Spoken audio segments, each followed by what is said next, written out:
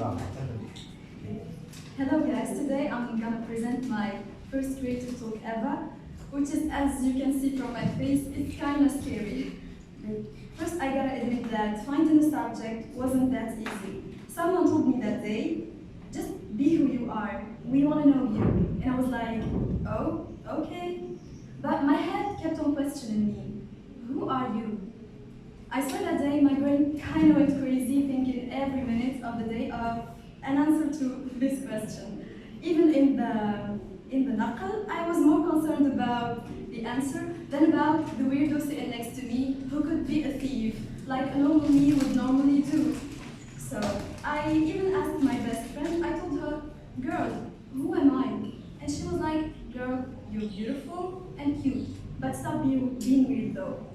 I didn't get the answer, but I really wanted to know the answer, like, how could I be 19 years old without knowing an answer to such an important question? Like, I know I love art, but I'm not an artist.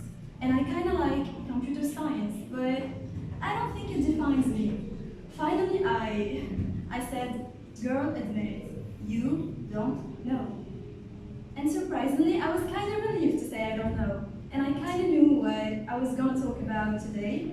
So guys, I'm going to talk about the art and power of saying I don't know. So recently, I discovered that in my life, I really wanted to say I don't know so many times out loud, but I didn't have the bravery to do so. Like, since I came here, I mean, the Lizzie, I met a huge amount of people knowing everything about computer science, programming, languages, C, C++, Java, JavaScript, Python, etc. And honestly, I only knew Pascal, so I was kind of ashamed. And in every conversation about computer science, I had to pretend like I really knew what they were talking about. For example, at the beginning of the year, a friend told me that she was so tired because the previous night she was solving problems on code forces. And I was like, yeah girl, you know, code forces makes you so tired. But the thing is, at that specific point of my life, I had no tiny idea about a thing called code forces. So, like, it was so hard to admit that I don't know. That's why I decided to talk about the main reasons why some people, like me, and maybe like one of you, who knows, find it so scary to say I don't know. So, the main reason why we tend to escape the phrase I don't know is growing up in a society where admitting that you don't know was kind of something bad, like something you got punished for in school. Remember being in class and feeling kinda like you're gonna die when you were called on and you didn't know the answer? Well, unfortunately, growing over to adulthood, it sucks, you know. It makes you, like, it prevents you from seeking help when you need it. اتخرجت يا جماعة والله العظيم اتخرجت. Okay.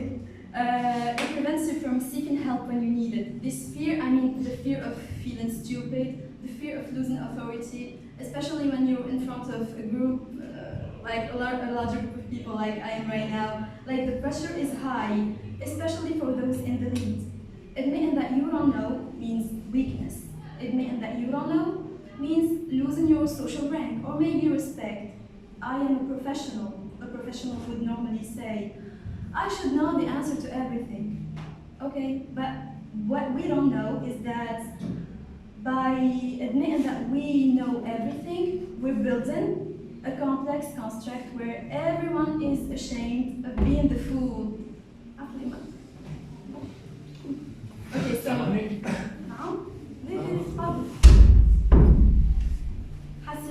by admitting that we know everything, we're building a complex construct where everyone is ashamed of being the fool. And by ashamed of being the fool, I mean by admitting that they don't know everything. And one of my favorite examples of this is the story of the Emperor's New Clothes. For the ones who don't know the story, here is emperor's new clothes. Once upon a time, there lived an emperor who spent all his time trying out new clothes. Two travelers heard about the emperor and his love for clothes. They decided to fool the emperor and make some money. They went to the emperor and introduced themselves as famous tailors from a faraway land. They told the emperor that they would make a special outfit for him that fools wouldn't be able to see. The emperor readily agreed. The two men received a large sum of money, but they only pretended to sew the clothes. Then curious ministers went to see the special outfit, but they saw nothing. They praised the garment, fearing they would be called fools. Soon the travelers went to the emperor with their creation.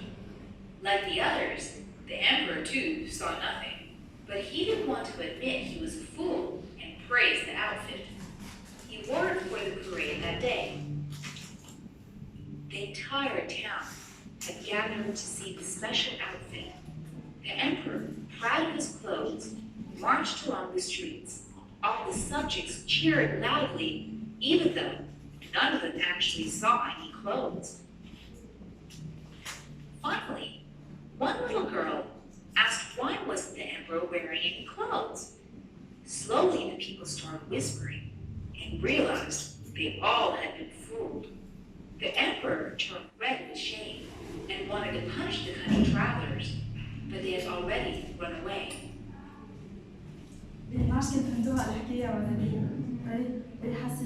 This was the perfect example of a lie becoming a complex, simply because no one wanted to admit that they don't know what's going on.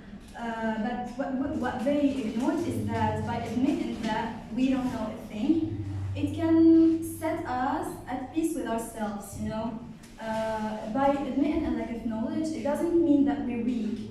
In fact, it's a strength, simply because it's, you know, it's related to, it's more connected to the way life is. كيفاش على خاطر science is built on a construct where everything starts with hypothesizing. Each knowledge out there needs to be challenged, so we can advance. That's why as soon as we admit that we know the answer to everything, we're sitting against the reality of how things are going on. Second, معناها admitting that you don't know, admitting that you don't know gives you a sense of security. كيفاش it gives you a sense of security?